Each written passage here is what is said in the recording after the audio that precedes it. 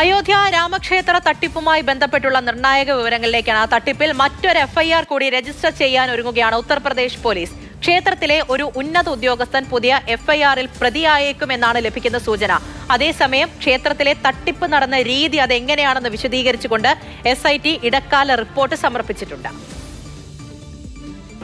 അയോധ്യ രാമക്ഷേത്രത്തിലെ ഒരു ഭണ്ഡാരം തുറക്കുമ്പോൾ ശരാശരി 6 മുതൽ 7 ലക്ഷം രൂപ വരെ ഉണ്ടാകാറുണ്ട് എന്നാണ് കണക്കുകളിൽ നിന്ന് വ്യക്തമാകുന്നത്. എന്നാൽ ഏതാനും ചില ആഴ്ചകളായി ഈ തുകയിൽ കുറവ് വന്നു. ഇതാണ് ഒരു ഒളിക്യാമറ വെക്കുന്നതിന് വേണ്ടി ട്രസ്റ്റിനെ പ്രേരിപ്പിച്ചത്. ഈ നോട്ടെണ്ണുന്ന കേന്ദ്രങ്ങളിലെ CCTVകൾ കൂടാതെ ഇത്തരം ഒളിക്യാമറകൾ കൂടി വെച്ചതോടുകൂടിയാണ് തട്ടിപ്പിന്റെ പൂർണ്ണ രൂപം പുറത്തു വരുന്നത്.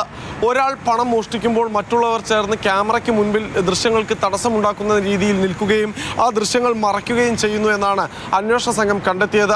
ആദ്യഘട്ടത്തിൽ നോട്ട് കെട്ടുകളായിട്ടാണ് മോഷ്ടിച്ചത് എങ്കിൽ പിന്നീട് കെട്ടുകൾക്കുള്ളിൽ നിന്ന് നോട്ടുകൾ മാത്രം മോഷ്ടിച്ചെടുക്കുന്ന ഒരു രീതിയിലേക്ക് തട്ടിപ്പ് സംഘം മാറുകയായിരുന്നു.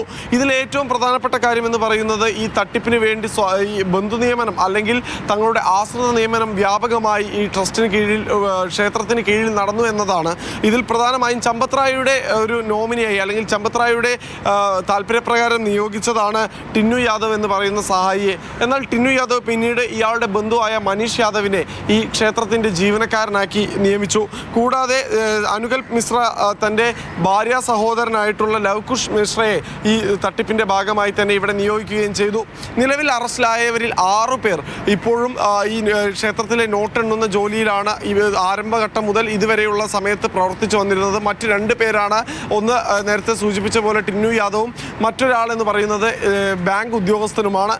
ഇതിൽ ബാങ്കിൻ്റെ ഭാഗത്ത് നിന്ന് വലിയ വീഴ്ച സംഭവിച്ചിട്ടുണ്ട് എന്നുകൂടി കണ്ടെത്തുകയാണ് SIT. അതായത് ഈ നോട്ട് എണ്ണുന്നതിനും അത് ബാങ്കിലേക്ക് മാറ്റുന്നതിനും രേഖകളിൽ ചേർക്കുന്നതിനും സ്റ്റാൻഡേർഡ് ഓപ്പറേറ്റിംഗ് പ്രോട്ടോകോൾ, അതായത് ഇതിനും പാലിക്കേണ്ട നടപടിക്രമങ്ങൾ സംബന്ധിച്ച ഒരു ധാരണയിലേക്ക് ട്രസ്റ്റും അതോടൊപ്പം തന്നെ ബാങ്കും എത്തിയിട്ടുണ്ടായിരുന്നു. എന്നാൽ ഈ ധാരണകൾ അല്ലെങ്കിൽ ഈ SOP കൃത്യമായി പാലിച്ചിരുന്നില്ല എന്ന് അന്വേഷണ സംഘം കണ്ടെത്തിയിട്ടുണ്ട്. കൂടുതൽ ആളുകളിലേക്ക് അന്വേഷണം കൊണ്ടുപോകാനാണ് എന്തായാലും ഇപ്പോൾ ഉത്തർപ്രദേശ് പോലീസും തീരുമാനിച്ചിട്ടുള്ളത്. ഇതിൻ്റെ അടിസ്ഥാനത്തിൽ 2ാമത്തെ FIR ഇന്ന് രജിസ്റ്റർ ചെയ്യുമ്പോൾ അതിലൊരു ഉന്നത ഉദ്യോഗസ്ഥർ ഉണ്ടായേക്കുമെന്ന സൂചന എന്തായാലും ഇന്ന് രാവിലെ തന്നെ ഉത്തർപ്രദേശ് പോലീസും നൽകിയിട്ടുണ്ട്. ക്യാമറാമാൻ ജിഷ്ണു ബാലകൃഷ്ണനൊപ്പം വിഷ്ണു പ്രസാദ്, മാതൃഭൂമി ന്യൂസ്, ഡൽഹി.